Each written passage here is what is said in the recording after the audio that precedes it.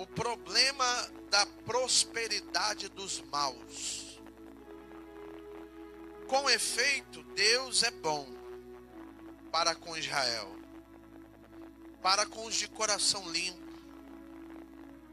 Quanto a mim, porém, quase me resvalaram os pés. Pouco faltou para que se desviassem os meus passos. Pois eu invejava os arrogantes, ao ver a prosperidade dos perversos. Para eles não há preocupações, o seu corpo é sadio e nédio. Não partilham das canseiras dos mortais, nem são afligidos como os outros homens. Daí a soberba, que os cinge como um colar, e a violência que os envolve como um manto.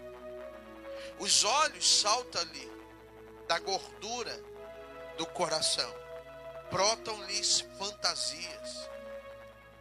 Montejam e falam deliciosamente da opressão, falam com altivez. Contra os céus desandam a boca, e a sua língua percorre a terra. Versículo 13, igreja. Com efeito, inutilmente conservei puro o coração, e lavei as mãos na inocência. Pois de contínuo sou afligido e a cada manhã castigado. Se eu pensar em falar tais palavras, já aí teria traído a geração de teus filhos. Em só refletir para compreender isso, achei muito pesada a tarefa para mim. Até que entrei no santuário de Deus e atinei com o fim deles. Repetindo 17, até que entrei no santuário de Deus e atinei com o fim deles. Amém, igreja? A nossa palavra hoje está sobre um título especial, e eu confesso a vocês, irmãos, que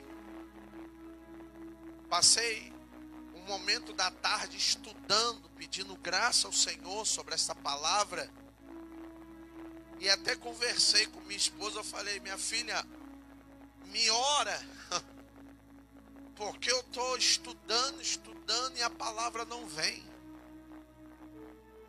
E ela veio e fez uma oração em mim: Deus abençoa ele, desce unção, fala com teu filho.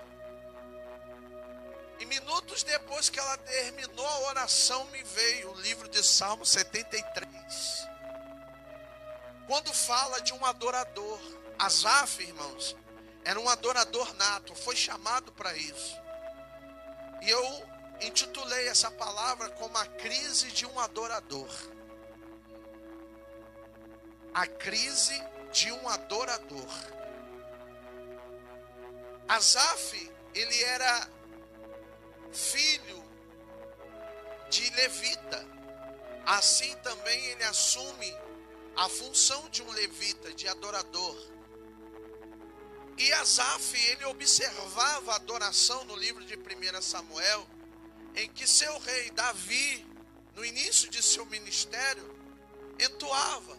Até que um dia, Asaf observou Davi dentro do templo, adorando, mas sem a arca. A arca simboliza a presença de Deus, você sabe disso. E faltava algo para ele. Então Davi toma a decisão de ir na casa de Ebed-Meleque, tomar a arca do Senhor. E dentro do templo, Davi montou uma tenda. Escute isso. Davi montou uma tenda dentro do templo para receber a arca. E foi buscar a arca. Pela primeira vez, Davi fez do modo errado. E a Bíblia vai dizer que Uzá agora morre devido ao erro de Davi. Mas pela segunda vez, Davi ele toma as decisões corretas. E para buscar a arca, ele precisava de levitas e adoradores. E quem estava naquele meio? Asaf. Asaf, ele era especialista em tocar símbolos, especialista também em adoração, especialista também em visões, porque além de adorador, Deus dava visões para ele. Além de adorador, também escrevia salmos. Esse salmo é o salmo de Asaf, do 73 até o 80. Então Asaf começa a prosperar, e Davi chama ele para ser um dos levitas do seu reino. Segundo alguns historiadores, irmãos, vai dizer que Asaf, ele permanece durante muitos e muitos anos no reinado, até o tempo de Ezequias. Como vocês sabem, a Bíblia, ela é cronológica. Amém, gente? Então, alguns historiadores vão dizer que Asaf, ele chega a permanecer até o reinado do rei Ezequias. Só que, como era de praxe, o levita, ele poderia ser levita até uma certa e determinada idade. Depois de uma determinada idade, ele não poderia ser um dos principais. Ele tinha que ser um daqueles que ficavam organizando. E isso matou o adorador. Porque você quer matar um adorador, é você tirar ele de adoração. Você quer matar o ministério, é você tirar aquela pessoa da função que ela costuma exercer. A palavra de Deus diz que Asaf foi chamado para adorar. Aí olha só, um levita tem a responsabilidade de levar a adoração. Ele estava acostumado a levar a adoração até quem? Até Deus.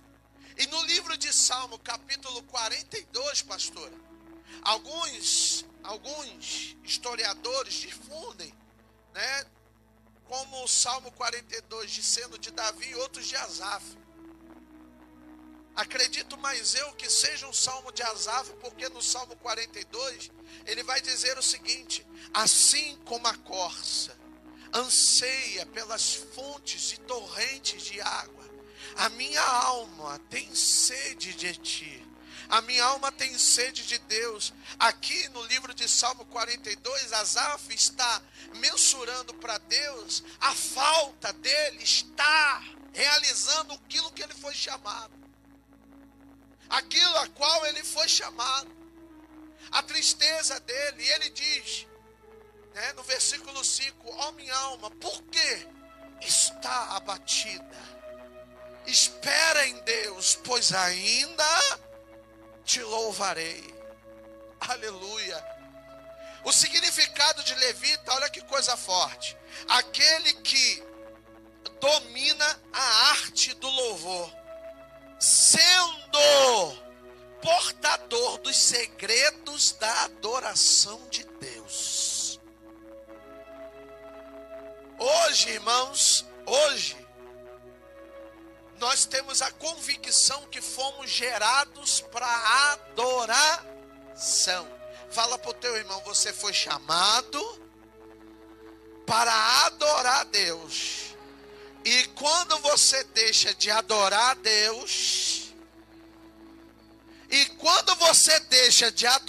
Deus, você entra em crise. Presta atenção, todo adorador que não reconhece o chamado de adorador, ele vive com recursos limitados na terra. Por mais que ele pode trabalhar numa multinacional, ele sempre vai viver com recursos limitados. Por quê? Ele não foi chamado para ser rico. Ele não foi chamado para ser chefe. Ele não foi chamado para ser cabeça. Ele foi chamado para ser adorador. E quem é chamado para ser adorador tem que entender que precisa viver sobre o sustento de Deus.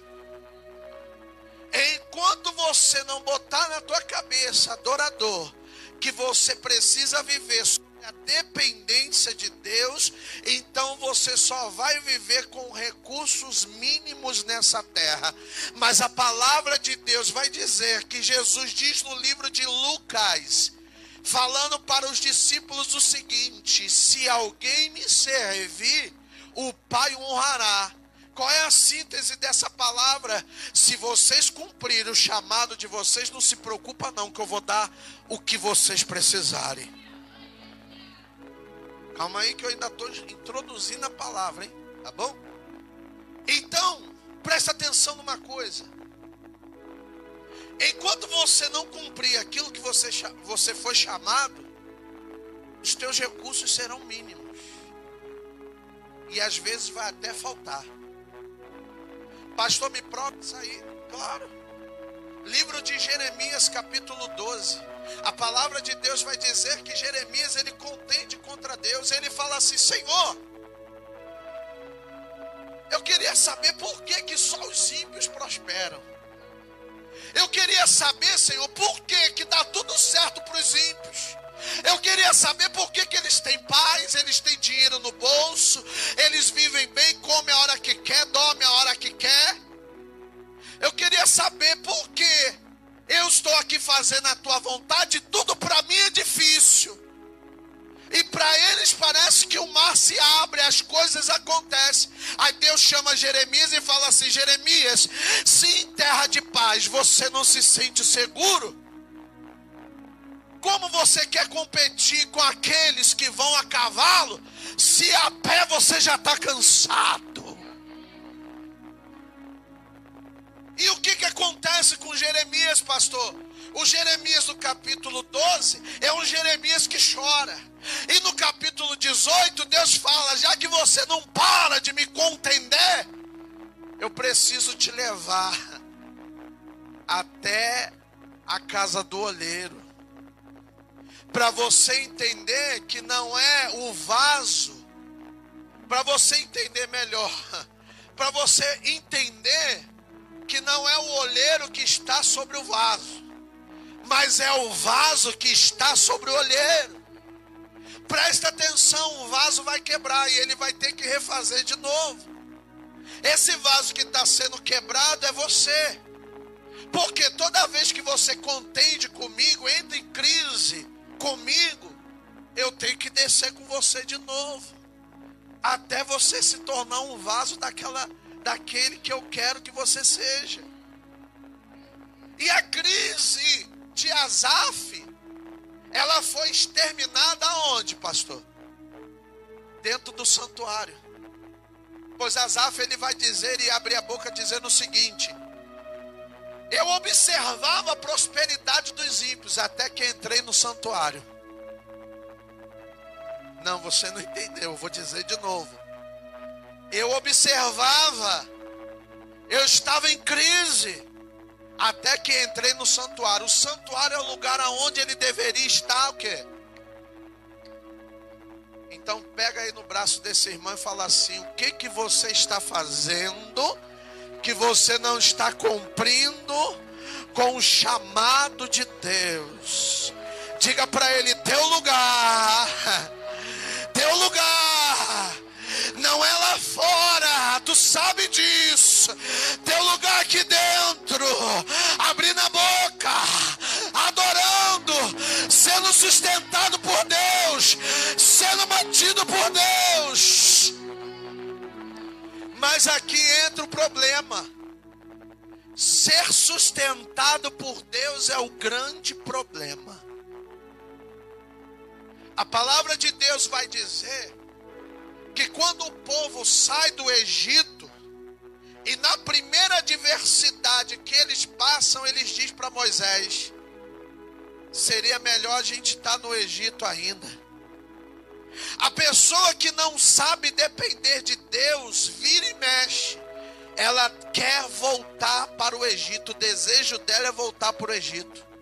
O desejo dela é retroceder, voltar atrás, é chutar o pau da barraca. Toda dificuldade que uma pessoa passa, quando ela perde a visão do chamado dela, toda dificuldade, quando ela começa a passar, ela fala: eu tenho que arrumar um emprego, porque minha família vai viver de quê? Quando você fala assim, você está dizendo para Deus: Deus, tu não tem o poder de enviar codornizes para me sustentar. Tu não tem poder de derramar maná do céu para me alimentar. Quem tem intimidade com Deus reconhece o que é maná, reconhece o que é viver alimentado por codornizes. É todo dia acordar de manhã e escutar aquele barulho, pi, pi, pi, pi, e abrir assim as codornizes na porta, e Deus fala assim: toma. Livro de Salmo, capítulo 40, a palavra de Deus vai dizer: aqueles que esperam no Senhor renovam as suas forças, sobem com asas como de águia. Sabe por que tu entra em crise toda hora? Porque tu ainda não vou falar, meu Deus, porque você ainda não aprendeu a depender de Deus. Asaf, ele vivia com recurso, pastora Viviane, ilimitado. Qual? As revelações de Deus. Mas quando você perde a visão do que é o teu chamado, até as revelações ficam limitadas, secas. Você dobra o teu joelho para orar e o negócio não vem. Você não consegue orar, você não consegue clamar, você pega a Bíblia, não sai pregação nenhuma, não sai nada. Por quê? Porque você vai viver com recursos limitados, até você entender que quem te sustenta é o Senhor dos exércitos. A Bíblia vai dizer que enquanto o povo murmurava, eles passavam fome no deserto. Mas quando eles decidiam adorar, Deus enviava o recurso. Irmãos,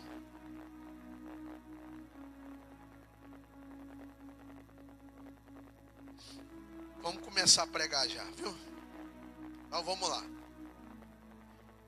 Presta atenção nisso aqui. A palavra de Deus vai dizer no livro de João, João capítulo 5, a palavra vai dizer de um paralítico dentro do tanque de Betesda. Esse paralítico estava há quanto tempo ali, pastora? 38 anos. Mas ele não estava ali porque ele queria. Ele estava ali porque ele errou, ele pecou diante do Senhor. Pastor, como assim? Leia sempre texto e o quê? Contexto.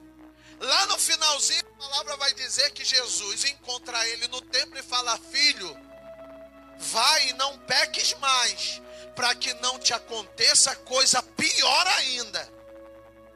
Ah, que isso, gente? Jesus estava dizendo para ele: olha, meu filho, não erra de novo, porque a primeira vez que você errou, você ficou 38 anos. Talvez na segunda vez tu vai ficar 50. Pastor, como assim? Vamos montar um quebra-cabeça comigo agora? Sim ou não? Está sendo difícil a mensagem ou está tranquilo? Está tranquilo, não tá? Então tá bom. Então vamos lá. A palavra de Deus vai dizer que Jesus sobe para uma festa que está sendo dada dentro do templo. Aonde o paralítico estava, pastor? Dentro do templo. O paralítico estava onde?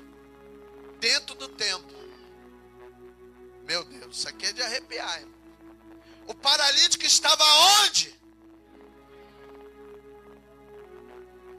O paralítico estava onde? Peraí, Asaf abriu a boca dizendo: até que entrei no santuário, no templo de Deus, e atinei com o fim de todos eles. Mas o paralítico estava dentro do templo e ainda paralítico. Por quê? Porque estava em crise. O paralítico estava em crise. Quando Jesus, observe bem, quando Jesus chega perto dele e fala assim: querem ser curado? Em vez dele falar quero, ele fala assim: Senhor, tem ninguém que me coloque. Quando o anjo mexe a água, Jesus quase fala assim: não foi isso que eu te perguntei, meu filho. Eu perguntei se você quer ser o quê? Pastor, o que o senhor está querendo dizer? Que tem gente que está dentro do templo, mas não está esperando em Deus. Está dentro do templo, mas está confiando no homem. Está dentro do templo, mas está esperando o recurso que vem de alguém. Enquanto você viver esperando do recurso dos outros, você vai viver sem nada.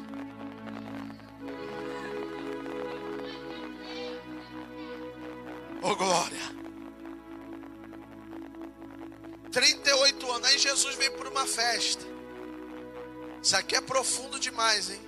A palavra de Deus vai dizer que Jesus, pastora, ele entra pela porta das ovelhas.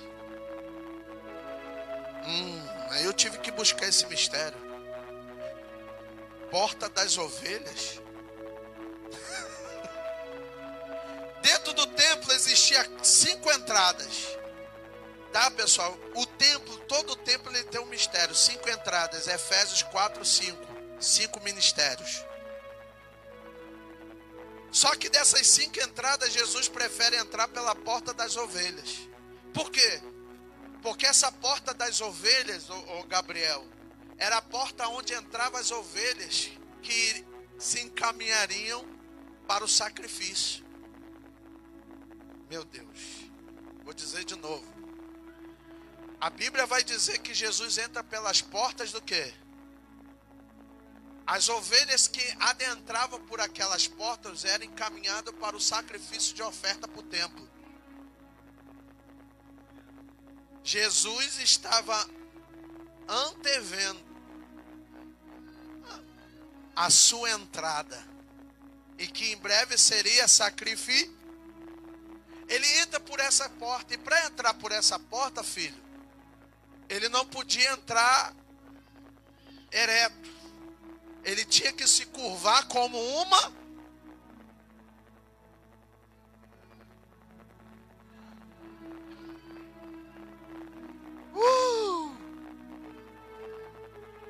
Aí ele adentra. Quando ele chega, ele se depara. Por quê? Porque como é que funcionava? O tanque de Betesda não era para tomar banho. O tanque de Betesda, as ovelhas entravam e o pastor das ovelhas, presta atenção nisso, o pastor das ovelhas, ele usava no seu cinturão, né, um odrezinho de azeite, o sangue e o seu cajado e um sininho. Quando ele apalpava a ovelha a ponto de não conseguir ver o que a ovelha tinha por dentro da sua penagem, então ele mergulhava a ovelha onde? No tanque. Ele mergulhava a ovelha no tanque porque a lã dela murchava e ele conseguia enxergar onde estava o quê? A ferida. Entendeu isso aqui, gente? Isso aqui é muito profundo. Por que então que a cada uma vez no ano uma ovelha tinha que descer no tanque de Betesda? Relembrando o velho pacto, se você estuda um pouquinho a palavra, você vai lembrar. Você vai lembrar que no velho pacto o povo só era livre de algum problema quando o sacerdote, uma vez ao ano, entrava no templo e oferecia um sacrifício a quem? A Deus. Aí o povo era respondido por Deus de ano em ano. Veja que o paralítico diz, de ano em ano um anjo desce para movimentar o quê? As águas, de ano em ano. Só que para aquele homem entrar no tanque, alguém tinha que fazer o quê? Ajudá-lo. E quem iria pagar o preço junto com aquele homem? Hein? Quem ia ficar ali com ele? Quem ia falar assim, não, amigão, eu vou ficar aqui contigo 38 anos. para ver se a gente consegue entrar onde? No tanque. Pastor, não estou entendendo. Tu vai entender agora. Enquanto você achar que as providências que você precisa para a tua vida virá da parte humana, tu vai ficar bastante tempo na beira do tanque. Bastante tempo.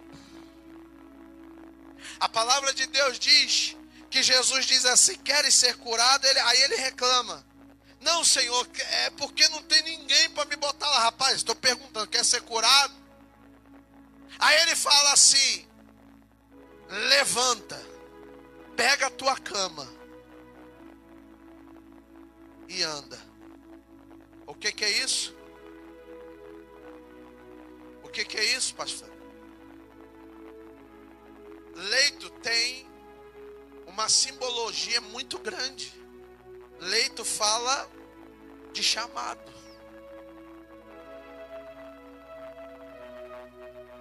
Jesus estava dizendo para ele o seguinte: filho, para você andar, você precisa assumir o quê? E parar de ficar em crise, olhando para os outros, olhando para os homens. Igreja, a pregação é muito simples. A pregação hoje é nível simples. Se você continuar esperando no homem, tu nunca vai pegar teu leito e vai andar. Nunca. Nunca. Se algumas pessoas aqui, Deus amanhã parar com o trabalho ou a fonte de renda dela, ela morre. Porque ela não sabe depender de Deus. Ela não sabe esperar em Deus.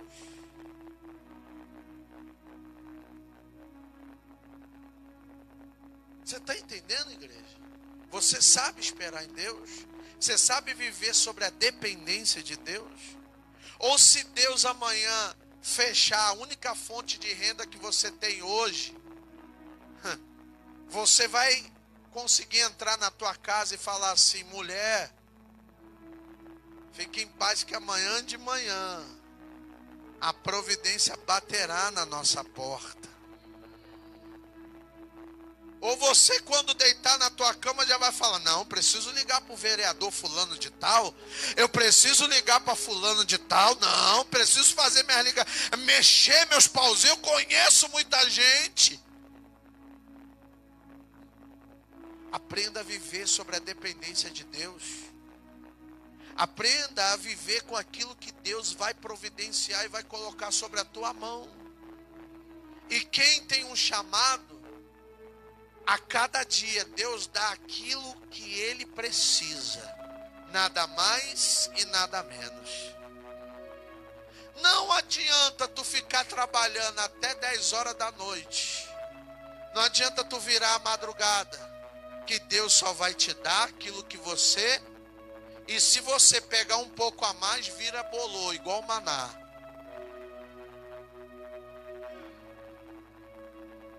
Eu posso dizer para você, eu aprendi a viver sobre a dependência de Deus. Antigamente eu queria, eu bati o pé, eu era uma pessoa que eu falava o quê? Não, e o alimento da minha mulher, da minha filha, o alimento da minha casa, eu tenho que fazer alguma coisa. Aí Deus, vai lá, faz. Aí eu ia lá, fazia. Aí ele falava: mais 3 meses de prova. Aí eu falava: que isso, rapaz, não é possível, eu trabalhei tanto agora, tive tanto dinheiro e não tem mais nada. E Deus é desse jeito. Porque aquilo que eu quero te dar vai render, vai prosperar, vai desenvolver. Pastor, eu vou faltar o culto para me trabalhar, vai? Pastor, eu vou deixar as coisas de Deus de lado porque eu tenho que trabalhar, eu tenho que sobreviver. As pessoas estão prosperando, você não é todo mundo. Você não é as pessoas, você é escolhido de Deus, você tem um chamado. E quem tem um chamado vive sobre o sustento de Deus. Ah, pastor, entendi. Então agora eu vou acordar 11 horas da manhã. Agora, pastor, também não vou trabalhar mais, vou ficar só esperando em casa. Deus disse para o paralítico: toma a tua, o chamado é teu. Faz a tua parte que eu faço a minha. Irmãos, eu vou ser bem profundo no que eu vou falar aqui, tá? Tenha discernimento para entender isso aqui. Tem pessoas que Deus chamou ela e não quer nem mais que ela trabalhe. Só viva para a obra. Mas ela insiste em trabalhar. Então toma-lhe de crise, toma-lhe de problema, toma de tristeza, toma de confronto, problemas e problemas, a ponto de você pegar a Bíblia e não descer nada, você orar e não descer nada, e não vem Espírito Santo, e tudo é difícil, tudo é enrolado. Porque Asaf disse: até que entrei no santuário, fui para o lugar onde eu tinha que estar, fazendo a obra. Você entende isso? Eu estou falando aqui, eu estou pregando para pessoas nessa noite que tem um chamado de Deus. Eu estou pregando para pessoas que foram chamados, mas que têm fugido do seu chamado, têm fugido daquilo que Deus tem sobre a tua vida. E enquanto você foge, você padece, vive com recursos limitados. Não tem nada melhor, crente, vou terminar já, do que você viver sobre a providência de Deus. E você comer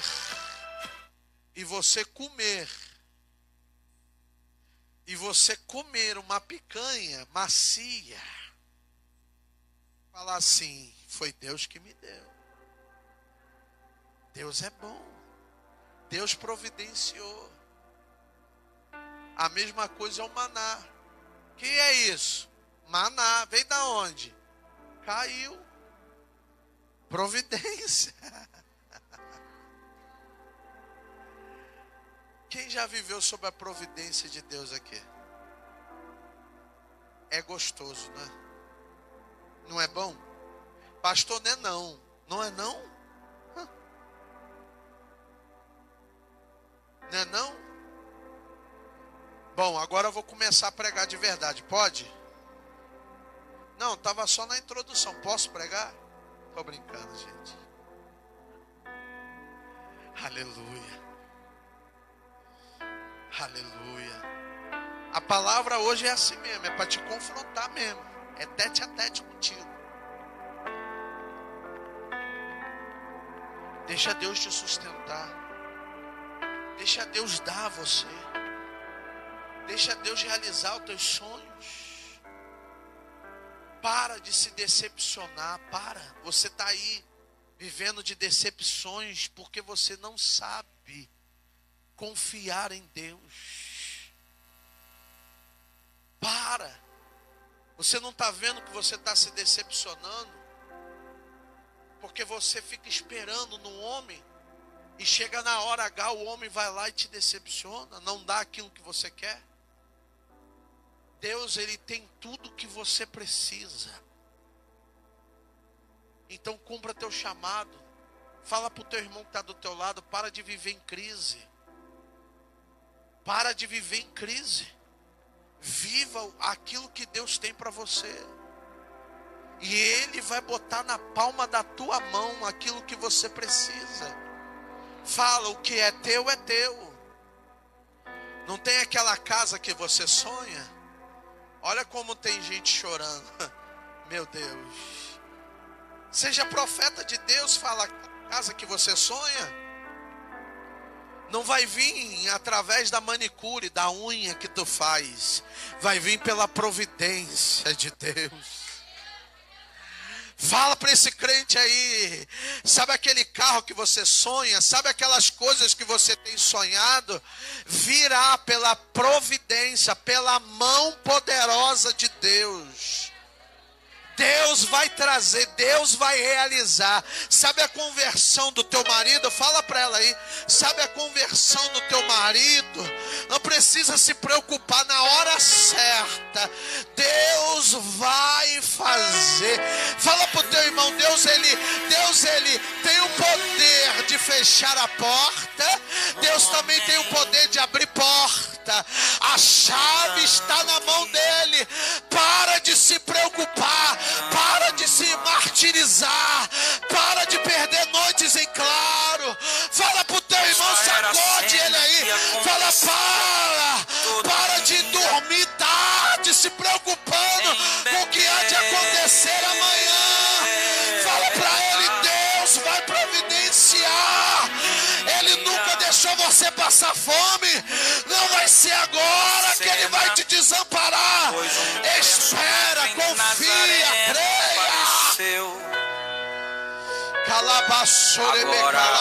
Era um homem, um tanque, Deus ele uma cama, te traz prosperidade hoje. Filho de Deus. Enxuga essas tuas lágrimas aí, enxuga. Deus está providenciando. Ele pergunta: Deus está providenciando. Queres ficar são? Então o homem Deus está falou, providenciando. Meu problema diga, é Deus está a minha vez providenciando. Passou. Era um homem numa cama, olha aqui para mim. Tanque, mas assim você que tem um sonho Senhor, de ter uma casa própria, levanta a tua mão direita. Paralítico, levanta-te. Deus me traz nessa noite para falar para você que ela já está pronta. Mas a cama tu terás que carregar. Deus manda dizer para você que até chave já tem. E que em sonhos ele já te mostrou como vai ser. Há momentos que Jesus nos faz. Se eu sou profeta de Deus, Jesus ele sopra no meu ouvido dizendo: até o jeito eu já mostrei em sonhos para ela, para ele como vai ser. Eu só estou esperando ela assumir o chamado. Depois que ele assumir o chamado, aí já era. A chave vai vir na mão. De Deus que hoje te diz, e vai ser dentro de Arraial do Cabo.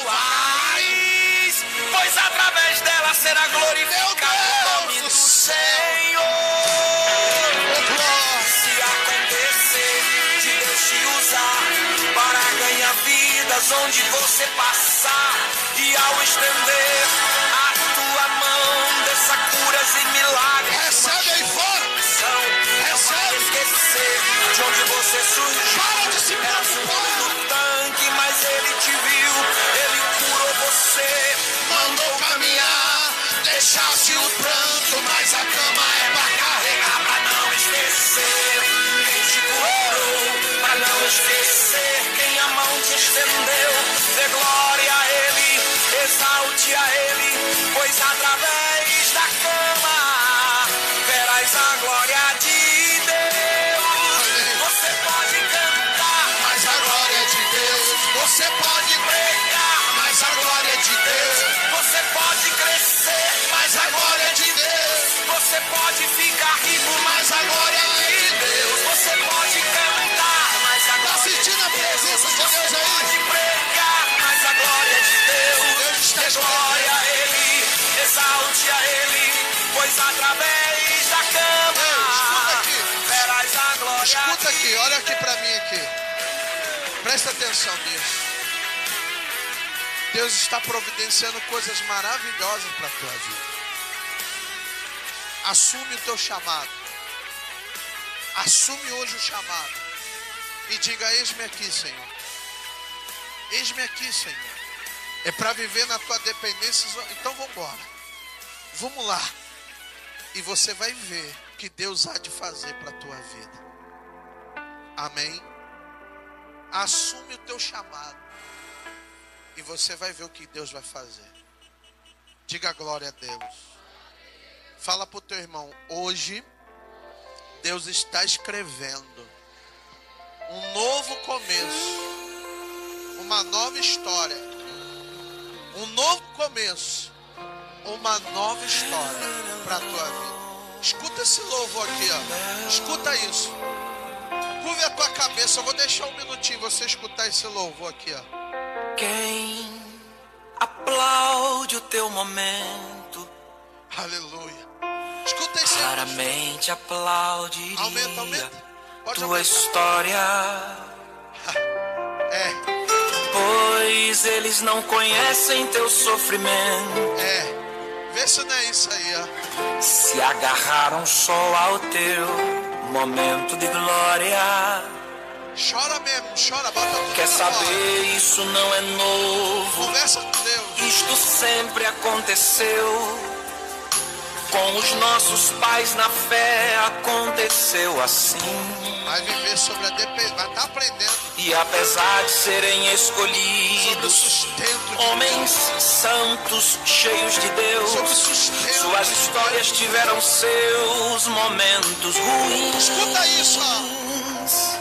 Quem aplaudiria Davi pelo adultério que cometeu? Escuta isso, igreja. É que você só lembra quando o gigante ele derrubou. Olha isso. Quem aplaudiria Moisés pelo assassinato que cometeu? É Aleluia. que você só lembra quando o mar abriu e Israel passou. É sempre assim. É um tratamento hoje aqui, ó. O momento é o que Pra importa. muita gente é assim, o momento que importa. A história poucos se interessam em saber. Aí no mundo é assim. Mas Deus te Deus te viu viu, varão. quando você bateu na porta. Deus te achou. Bateu, chorou, insistiu e ninguém veio atender. Mas Deus estava escrevendo, você chorando e Deus escrevendo.